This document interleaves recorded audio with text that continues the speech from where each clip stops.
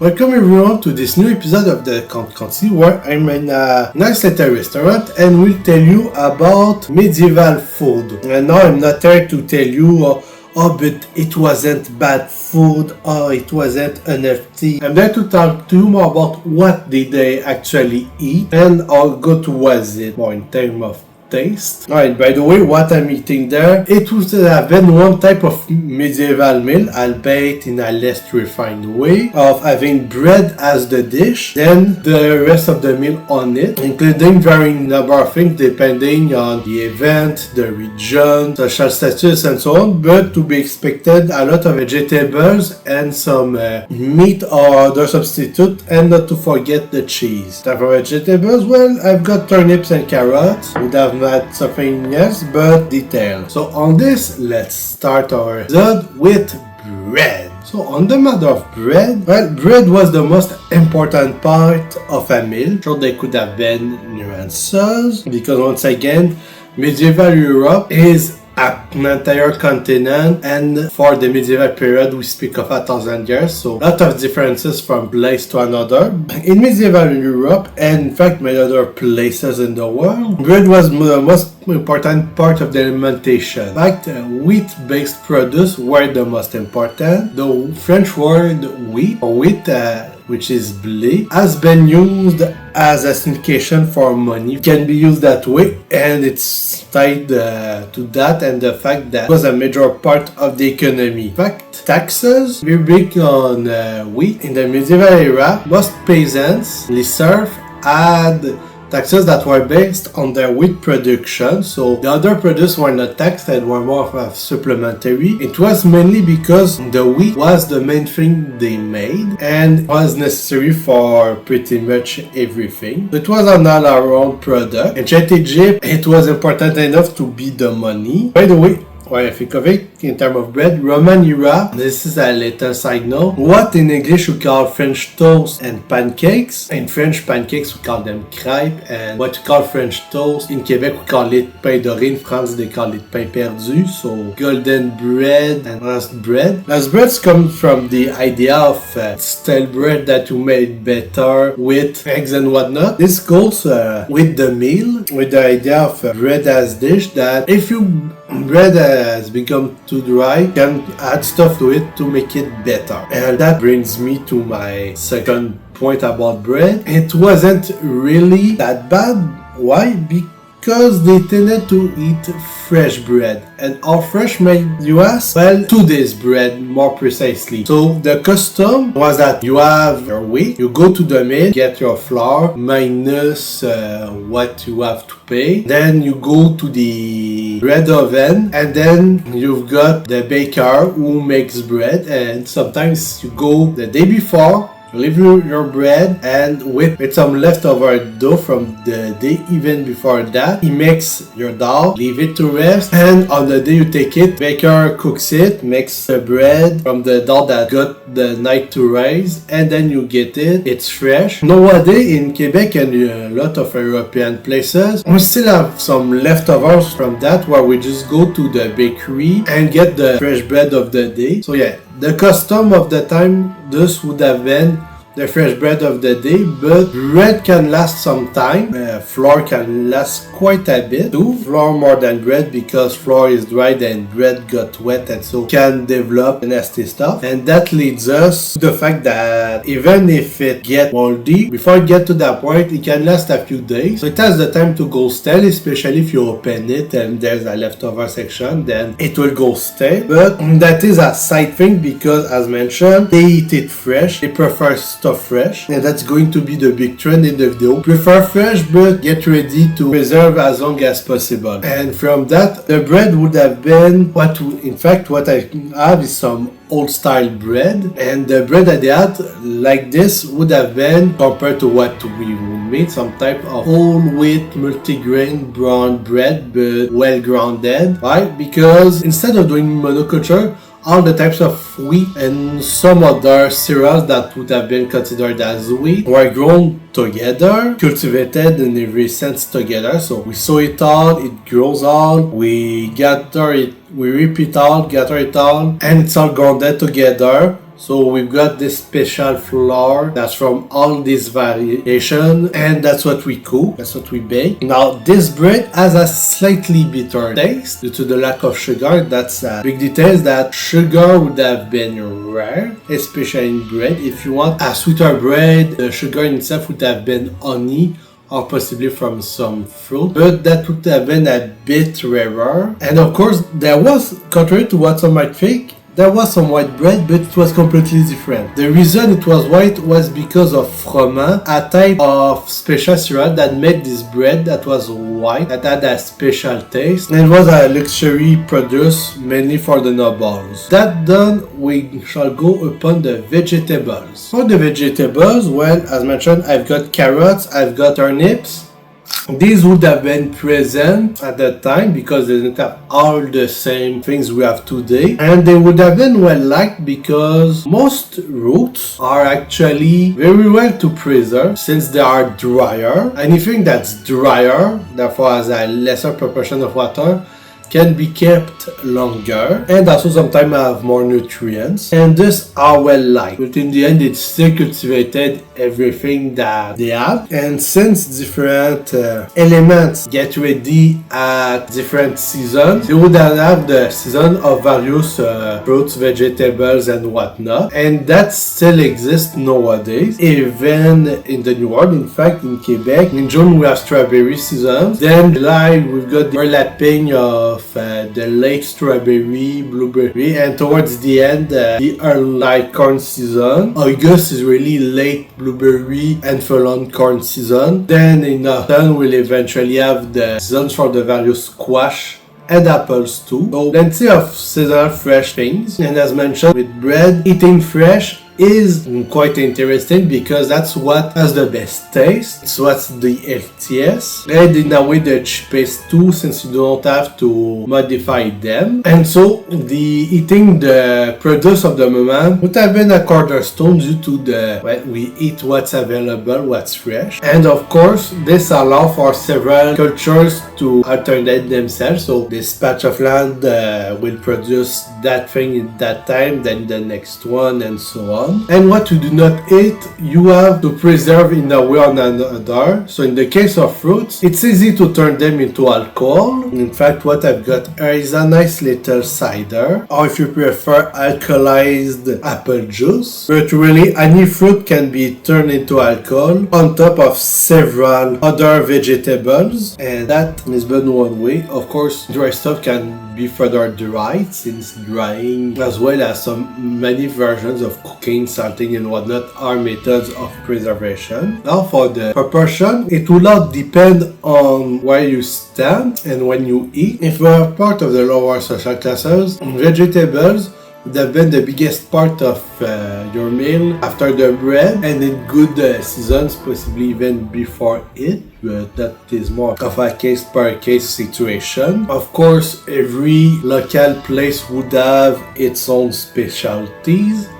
But yeah, overall, the poorer you are, the more you eat unless there's an event for food. So if you live by the sea, where there's a lot of fish all year long, that might be the main part of your meal. But overall, vegetable of the moment. Then of course comes winter. Vegetables are for onward being produced, then you have to preserve them for the winter, but luckily winter is cold, so that helps keep them edible. The real problem being in the spring when new food is not out yet, but you're running low on supply and it's no longer cold. That's actually the worst moment. Oh, and to wrap all of this up too, just so you know, there was a few missing plants. Most of you likely already know. They didn't have chocolate, they didn't have the three sisters, so squashes like pumpkin, corn, and beans. Now they have something similar, but beans they didn't have. Then there's tomatoes, potatoes, that are the biggest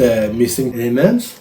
And just with chocolate, potatoes, and tomatoes, our meals would look at the most modern, because that thing, you have tomatoes, can make tomato sauce, suddenly you rearrange things, and then bam, you've got your pizza. Potatoes, no more hunger. Even then, famines were rare because, first of all, they knew how to cultivate, and to have a famine, you needed some really bad weather. And even there, the church was there along with other people influenced by it, doing charity. And so, if a region had problems, other places could bring them food, sell them, give them as charity.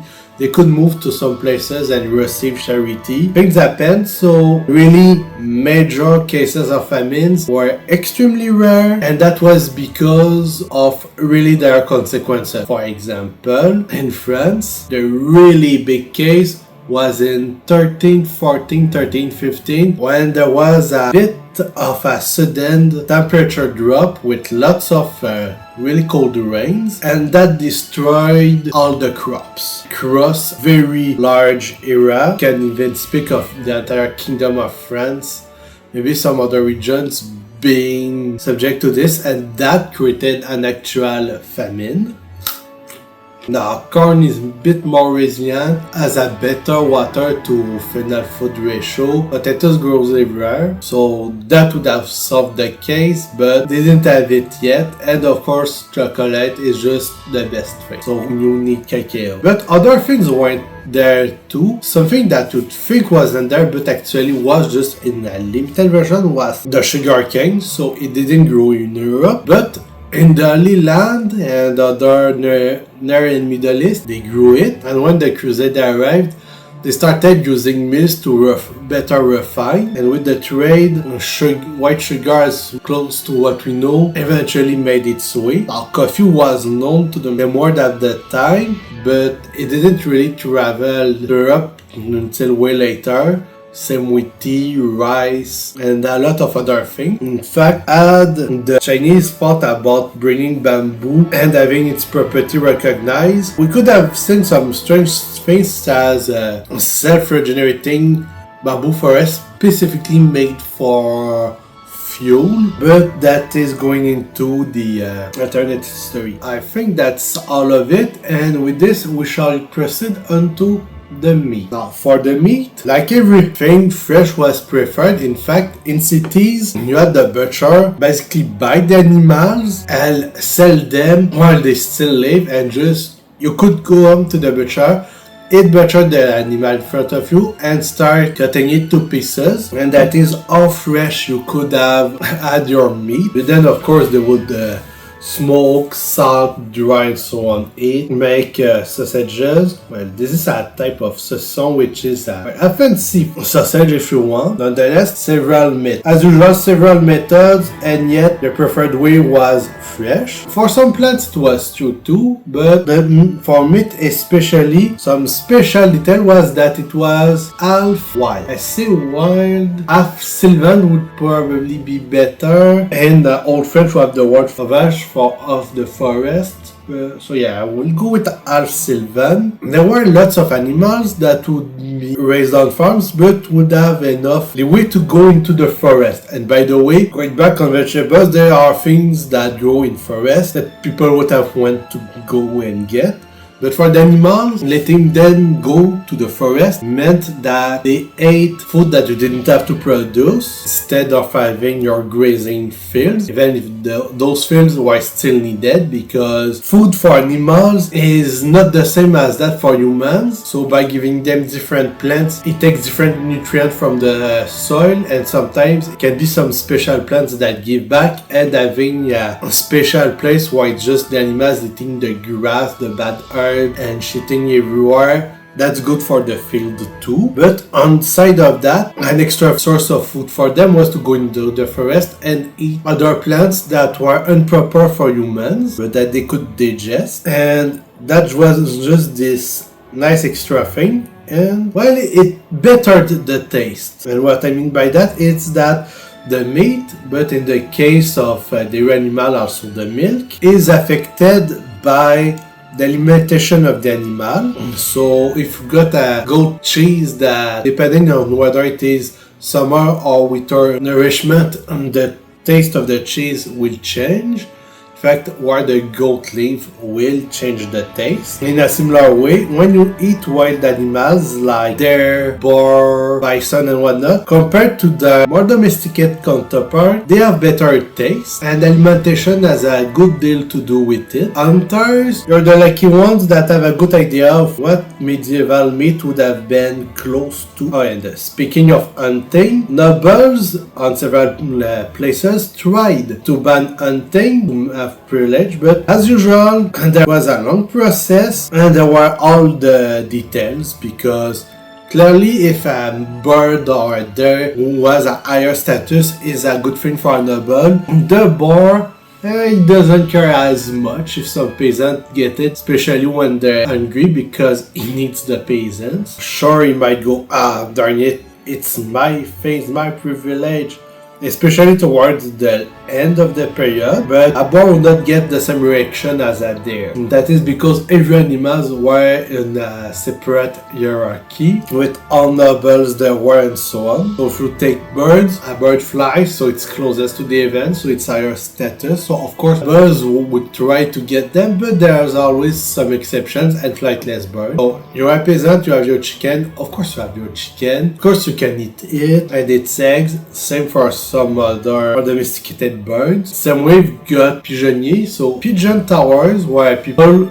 would raise pigeons and that still exists in some countries like Egypt. With these towers what you do is that it's basically an apartment building for pigeons. They go live there and eventually you can get their eggs, their meat and so on, but more importantly can have their excrements and that is a very good fertilizer, so you can sell it and make a lot of money. So in terms of the animal, you wouldn't have wasted anything that could be eaten, and a cow can feed something like a family of 4 for a year, so of course you eat all you can while it's fresh, but you preserve the rest. And not to forget that fish is not considered meat, it's a special case on the side due to the fact that it's associated to water and as far as it was known reproduce without having sexual relation, which makes it even purer. And also it makes aside for poor people and honest to the restrictions that the church tried to put on meat eating. And why would the church do something? Plenty of reasons, mainly that the nobles kept abusing it. So if a peasant would have a meal mostly made of vegetables, the noble would have mostly meat, and using the fatty meats and eating the fat with it, they would eventually develop their own rich disease called the gout. In fact, in French it sounds way less bad, since French is la goutte, so the dura. The word was directly translated gave gout, which sounds even worse, but it's kind of bad. And that disease basically, you have urée, the chemical in your pee that make your pee, and that thing can crystallize in sensitive places, creating an enlarged spot, an inflammation, and cause a lot of pain. And of course this is due to specifically the abuse of fat meat, and is the rich disease that really only the nobles had, and that is despite the fact that they had dietitians and the church with a lot of knowledge, including all the nobles before them who've got it, telling them that no, doing this cause that, it's absurd, stop it, they would still do it. But to end on a more awesome note, for the farmers, many of their houses, the way they were made with sometimes just one room, sometimes two, all depended on a lot of variables. Sometimes they had a room or the floor that would also serve as a barn, and therefore the animals would come in and help with the heat, especially in winter. Your eating would have been your animal, and incidentally on top of food reserves for them, forests would have helped for some supplements since some of them can forage in the winter. So that's a little small detail, and on this we shall go on the other produce. For the other produce, starting with alcohol, basically anything that adds some form of sugar in it could be fermented and turned into alcohols. So many of the alcohols we know, from wine to mead, not forgetting cider and whatnot, most of them likely predate even the medieval era, but those that didn't clearly were invented there, or thanks to methods that were invented in the medieval era, and the others really got refined. And by refined, what I mean is that several methods of alcohol production, the way to brew it, to distill it, and so on, were developed in that time, and that's when we went from the liquid bread of the antiquity to a beer far closer to what we have nowadays. And similar processes would have been given to a lot of different things. The main point in doing that is that alcohol, the chemical in itself, kills bacteria. Now, they didn't know that, but they knew that when you keep this around for a while, it just keeps tasting better. It doesn't spoil. So it's a great way to preserve anything. Of course, in case of fruit, there were still jams and other things like that to preserve them, but alcohol was a well-loved method. In fact, due to that, several regions in the world eventually developed their own specialties. And just in France, with Normandy and Bretagne, with apples, you've got several types of ciders, Pomerol, Calvados. Then if you go in other places in the world, you have different ciders. In fact, the cider traditions came over to Quebec, as well as many of the beer and wine traditions, though mostly beer. Of course, beer is just another way to preserve wheat. All depend on the region and what plant you have, what tradition that you develop. But in the end, great stuff. A lot of great variety of things were developed. So yeah, basically from the moment the sugar, you can make something out of it, and some other thing can be preserved that way. And preservation being the key word. And in preservation, we have cheese. What I have here is a camembert. Now, milk doesn't last long. Cheese, however, that's the opposite. If you keep cheese in the right condition, it can last a really long while. Some cheeses are aged several years. So as you can see, it's day and night. So if you have a milk producing animal, you drink the milk you can, all excess goes into the cheese. Due to the animals being halfway wild in the case of most of them, that would affect the taste of the cheese. I mentioned that. But also, medieval period, they didn't have pasteurization yet, which means it would have been made out of raw milk. Now sure, the process to turn milk into cheese does kill a few nasty things, but doesn't kill everything. In fact, raw milk does have an interest to the fact that it has all types of bacteria and other things in it that pasteurization just destroys, and that removes a lot of the taste. And that is why raw milk cheese always tastes better and tastes more than pasteurized milk cheese. In fact, a good cheddar, to be good, has to age at least a year, but a few months and your raw milk goat cheese, in fact goat milk, will tend to be better and give better cheese than cow milk, but that's a personal opinion. For those worrying about the risk, so yes, you can get some disease, but it's a rare case. Back in the day, sure it could happen, but it would have been more the exception than the rule. Also, they didn't have all the same diseases, so there are some that we no longer have, but long story. It would have happened, but it would have been the exception, because if the moment you drank raw milk or ate raw milk cheese got ill, then no one would do it. So yeah, it was relatively safe.